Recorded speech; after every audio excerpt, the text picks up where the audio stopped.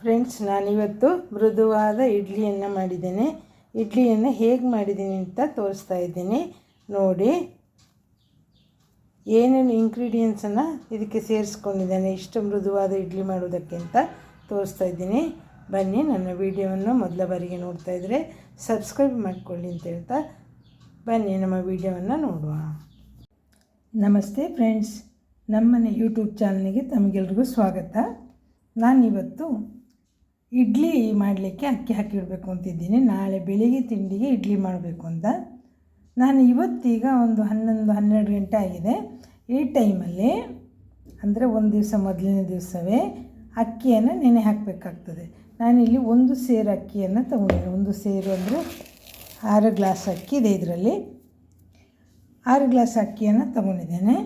ಹಾಗೆಯೇ 2 ಸ್ಪೂನು ಉದ್ದಿನ ಕಾಳು, 1 ಸ್ಪೂನು ಮೆಂತ್ಯ ಕಾಳನ್ನು ಈ ಥರ ಹಾಕ್ಕೊಂಡಿದ್ದೇನೆ. ಹಾಗೆಯೇ 3 ಸ್ಪೂನು ಇದು ಸಬ್ಬಕ್ಕಿ ಅಂತ ಹೇಳ್ತೀವಿ ನೋಡಿ, ಬಿಳಿ ಸಬ್ಬಕ್ಕಿಯನ್ನು ತೊಗೊಂಡಿದ್ದೇನೆ. 3 ಸ್ಪೂನ್ ಇದೆ ಇದರಲ್ಲಿ. ಇದೆಲ್ಲವನ್ನು ಸಹ ಬೇರೆ ಬೇರೆ ಹಾಕಿ ನೆನೆ ಇಡಲಿಕ್ಕಿದ್ದೇನೆ ನಾನು. ಇದನ್ನು ಸಾಯಂಕಾಲಕ್ಕೆ ಇದನ್ನು ರುಬ್ಬಿಕೊಳ್ಳೋದು. ಅಂದರೆ ಇದು ಎಷ್ಟು ಒಂದು 4-6 ಗಂಟೆ ನೆನೆಯಬೇಕು. ಈಗ ಇದೆಲ್ಲ ವಾಶ್ ಮಾಡಿ ಇಡ್ತೇನೆ. ಆಮೇಲೆ ನಾನು ಮುಂದಿನ ವಿಡಿಯೋವನ್ನು ಇದನ್ನು ರುಬ್ಬೋ ಹೊತ್ತಲ್ಲಿ ಪುನಃ ಮಾಡ್ತೇನೆ ನೋಡಿ. ಎಲ್ಲವನ್ನು ತೊಳೆದು ನೀರು ಹಾಕಿ ಇಟ್ಕೊಂಡಿದ್ದೇನೆ. ಇನ್ನು ಇದನ್ನು ಸಾಯಂಕಾಲ ಒಂದು 7 ಗಂಟೆಯ ನಂತರ ಇದನ್ನು ರುಬ್ಬಿಕೊಳ್ತೇನೆ. ನಾಳೆ ಬೆಳಿಗ್ಗೆಗೆ ಇಡ್ಲಿ ಮಾಡ್ತೇನೆ. ಆವಾಗ ನಿಮಗೆ ಪುನಃ ತೋರಿಸ್ತೇನೆ ಹೇಗಿದೆ ನಾನು ಇಡ್ಲಿ ಮಾಡಲಿಕ್ಕೆ ರುಬ್ಬಿಟ್ಟದು ಅಂತ. ಫ್ರೆಂಡ್ಸ್ ನೋಡಿ, ಈಗ ಅಕ್ಕಿ ನೆನೆಸಿ 7 ಗಂಟೆ ಆಗಿದೆ. ಮಧ್ಯಾಹ್ನ 12 ಗಂಟೆಗೆ ನಾನು ಇದನ್ನು ಹಾಕಿಟ್ಟಿದ್ದೆ. ಈಗ ಈವ್ನಿಂಗ್ ರಾತ್ರಿ 7 ಗಂಟೆ ಆಗಿದೆ. ಈಗ ನಾನು ಈ ಅಕ್ಕಿಯನ್ನು ರುಬ್ಬಿಕೊಳ್ಳಲಿಕ್ಕಿದ್ದೇನೆ. ಈಗ ಮೊದಲಿಗೆ ನೋಡಿ ಇದು ಸಾಗುವನ್ನು ನಾನು ಹಾಕಿಟ್ಟಿದ್ದೆ. ಅದು ಈ ಥರ ನೋಡಿ ಎಷ್ಟು ದಪ್ಪ ಬಂದಿದೆ. ಹಾಗೆಯೇ ಉದ್ದಿನ ಕಾಳು ಮತ್ತು ಮೆಂತ್ಯ ಏನು ಹಾಕಿಟ್ಟಿದೆ ಅದು ನೆಂದಿದೆ. ಈಗ ಇವುಗಳನ್ನ ಸಾಗು ಮತ್ತು ಇದು ಮೆಂತ್ಯ ಕಾಳು ಮತ್ತು ಉದ್ದಿನ ಕಾಳನ್ನು ಫಸ್ಟಿಗೆ ನಯವಾಗಿ ರುಬ್ಬಿಕೊಳ್ತೇನೆ ನೋಡಿ. ತುಂಬ ನೈಸಾಗಿ ಇದನ್ನು ರುಬ್ಬಿಕೊಂಡಿದ್ದೇನೆ. ಸಾಗಕ್ಕಿ ಮತ್ತು ಉದ್ದಿನ ಕಾಳು, ಅದಕ್ಕೆ 1 ಮುಷ್ಟಿಯಷ್ಟು ಅಕ್ಕಿಯನ್ನು ಸೇರಿಸ್ಕೊಂಡಿದ್ದೇನೆ. ಸ್ವಲ್ಪ ಇದ್ದ ಕಾರಣ ರುಬ್ಬೋದಕ್ಕೆ ಈಸಿ ಆಗಲಿ ಅಂತ. ಈಗ ಇದನ್ನು ಒಂದು ಪಾತ್ರೆಗೆ ಹಾಕ್ಕೊಳ್ತೇನೆ. ಈಗ ನಾನು ಅಕ್ಕಿಯನ್ನು ಹಾಕ್ಕೊಳ್ತಾ ಇದ್ದೇನೆ. ಅರ್ಧ ಅಂದರೆ 1 ಸೇರು ಅಕ್ಕಿ ಹಾಕಿದ್ದೆ. ಅರ್ಧದಷ್ಟನ್ನು ಈಗ ಹಾಕ್ಕೊಳ್ತೇನೆ ಒಂದು ಸರ್ತಿಗೆ. ಹಾಗೆ 1 ಮುಷ್ಟಿಯಲ್ಲಿ 1 ಮುಷ್ಟಿ ಅನ್ನವನ್ನು ಹಾಕ್ಕೊಳ್ತಾ ಇದ್ದೇನೆ ನೋಡಿ. ಇಷ್ಟೇ, ಮುಷ್ಟಿಯಲ್ಲಿ 1 ಮುಷ್ಟಿ ಅನ್ನವನ್ನು ಹಾಕ್ಕೊಳ್ತಾ ಇದ್ದೇನೆ. ಈಗ ಇದನ್ನು ಸಾಧಾರಣ ನೈಸಾಗಿ, ತುಂಬ ಇದಲ್ಲ, ತುಂಬ ನೈಸ್ ಬೇಡ, ಸ್ವಲ್ಪ ರವೆ ಬೇಕದರಲ್ಲಿ, ಆ ಥರ ರುಬ್ಬಿಕೊಳ್ತೇನೆ. ಈಗ ನೋಡಿ ರುಬ್ಬಿಕೊಂಡು ಬಂದೇನೆ. ಈ ಥರ ತುಂಬ ನೈಸಿಲ್ಲ, ಸ್ವಲ್ಪ ತೆರಿ ಸಿಗ್ತಾ ಉಂಟು ನೋಡಿ. ಈ ಥರ ಅಕ್ಕಿಯನ್ನು ರುಬ್ಬಿಕೊಂಡಿದ್ದೇನೆ. ಈಗ ನಾನು ರುಬ್ಬಿದ ಎಲ್ಲ ಹಿಟ್ಟನ್ನು ಈ ಪಾತ್ರೆಯಲ್ಲಿ ಸೇರಿಸ್ಕೊಂಡಿದ್ದೇನೆ. ಈಗ ಇದನ್ನು ಒಂದು ಸಲ ಕೈ ಹಾಕಿ ಯಾವುದು ನಾವು ಫಸ್ಟ್ ಕಡ್ದು ಹಾಕಿರುವಂಥ ನಯವಾಗಿ ಕಡ್ದಿರುವಂಥ ಉದ್ದಿನ ಕಾಳು ಮತ್ತು ಸಬ್ಬಕ್ಕಿಯ ಮಿಶ್ರಣವನ್ನು ಈ ಹಿಟ್ಟಿನೊಂದಿಗೆ ಸರಿಯಾಗಿ ಬೆರೆಯುವಂತೆ ಕೈಯಲ್ಲೇ ಮಿಕ್ಸ್ ಮಾಡಬೇಕು. ಕ್ಲೀನಾಗಿ ಮಿಕ್ಸ್ ಮಾಡುವ.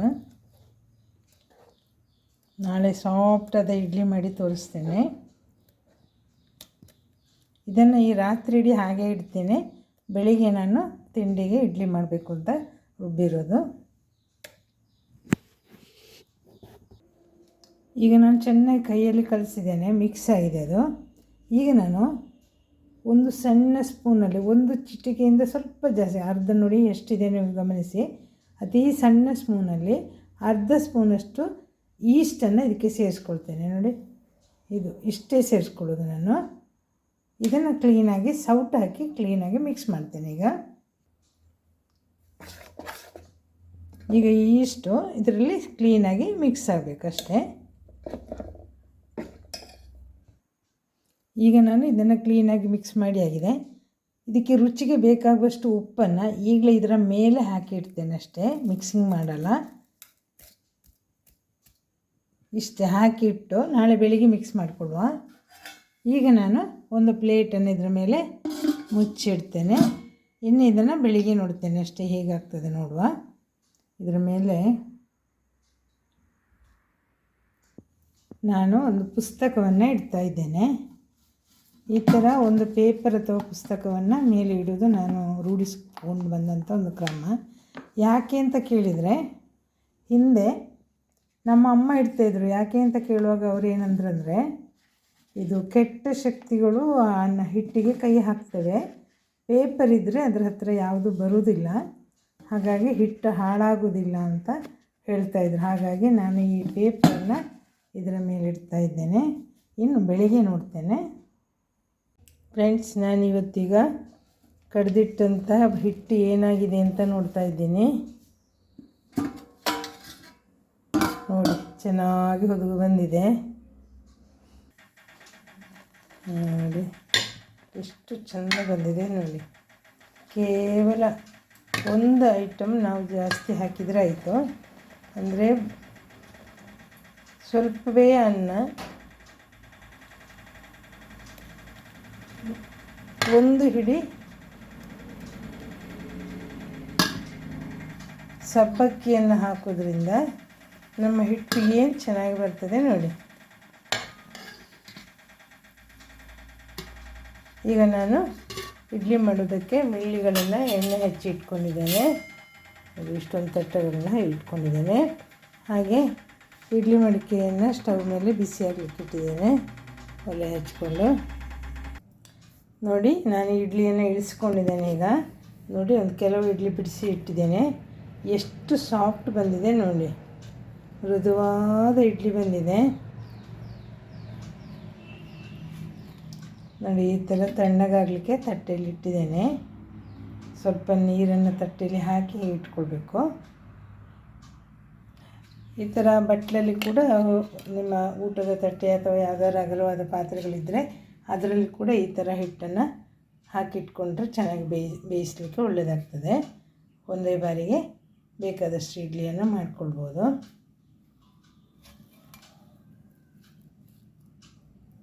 ನೋಡಿ, ಇವತ್ತು ನಾನು ಮಾಡಿದ ಇಡ್ಲಿ ನಿಮಗೆ ಇಷ್ಟ ಆಯಿತಾ?